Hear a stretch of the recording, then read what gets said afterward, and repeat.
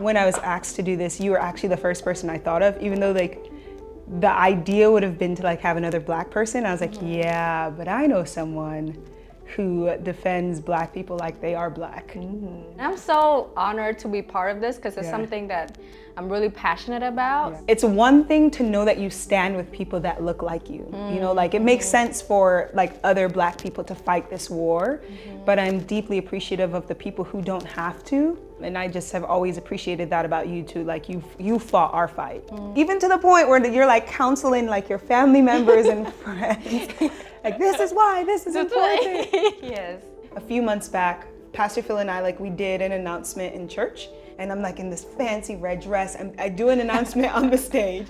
Then we have table talk. So like the thing where like Praxis does lunch for the young adults. Yeah. So I'm like, I don't want to be all dressed up. I'm serving food. I walked home, which is like a 10-minute walk. So I leave the stage, walk home, change, walk back. And like I'm in a like black tights and like one of those, like just a big hoodie. And I walk into room 105, which is like where the kitchen is. But I didn't know that there was an event going on. Someone like stops me, like dead, like they almost like cut me off. And they're like, what are you doing here? And I'm like, what? Like I'm taking aback. I was almost in my head like, why does this person have an attitude with me? But I didn't think anything of it until like as the conversation continued, and like I just kept on being questioned, like why are you here, so on and so forth. And it wasn't until like someone else from the church who recognized me, like this is one of our elders. And then the person's demeanor changed, like, oh yes, oh you were just on stage. I remember leaving there and like just wanting to cry. In my mind I was like,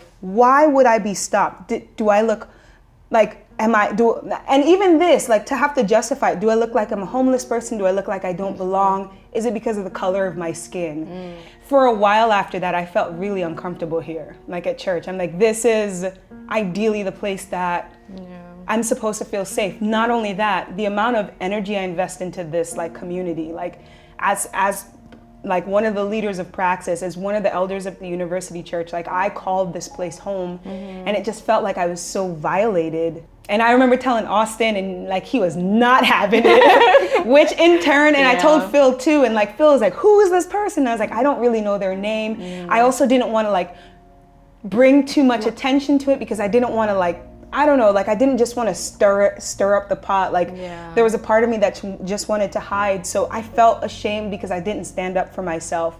But it also happened quickly. But there are people who stood up Yeah, for that's you. true. There are people when you didn't stand up for yourself. And I think that's kind of like what made it not so hard for me, was just being reminded that everyone's negative views of me or of Black people cannot be ascribed to everyone else. Even if it wasn't about the race, my race, even if it was just like that, I looked like really homeless or something. That's not okay. It's not okay because the thing is, I had the power to go talk to Philip or go talk to like someone else, but imagine someone walking off the street and being treated like that. Who's gonna defend them? Racism is very subtle. Ever since like slavery ended, you know, like it's still alive. Who wants to live a life where they're not, like they're just being invalidated as people?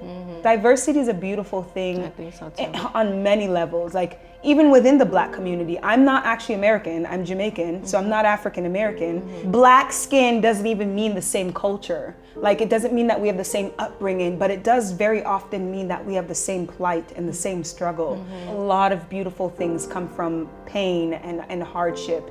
And ultimately, when we get to heaven, there won't be this great divide. But we're not in heaven right now. And when a cop chase after them, when they're killed, when they're shot, can those people come back? Like they can't. Just the more and more I talk about it, the more. Yeah, we can't both cry.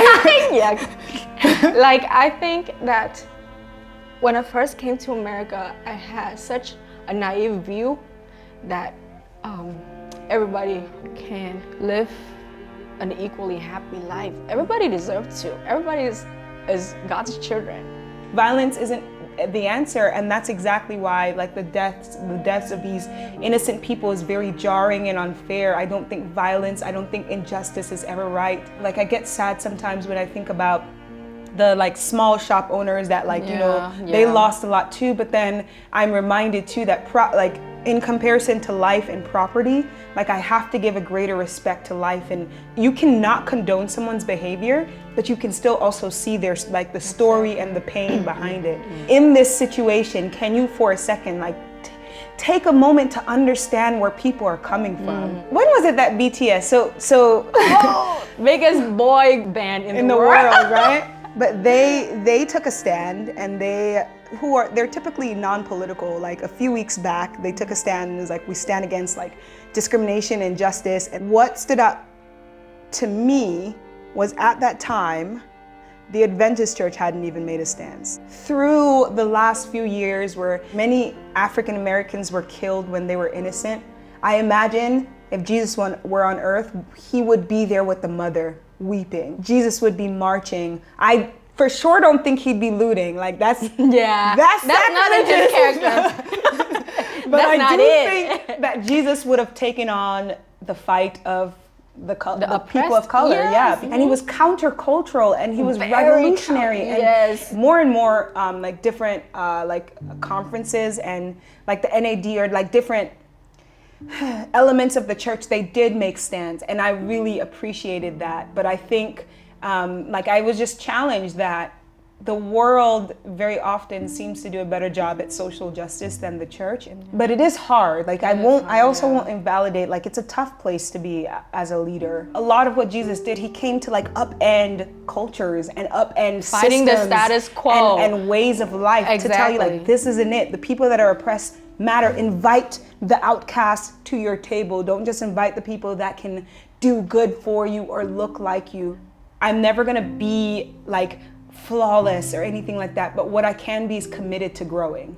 And as long as I'm committed to growing for the rest of my life, I will continue to be better. You are proof that it doesn't actually matter the color of your skin. Exactly. It really is the content of your heart that will allow you to stand and fight with the hurting. I hope that our church will have these hard conversations in our community, and like it'll start a fire and there will be change.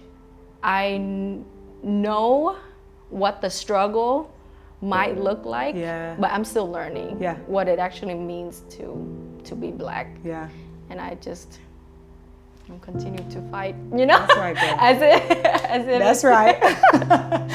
as if I was Black myself. Girl, you Black.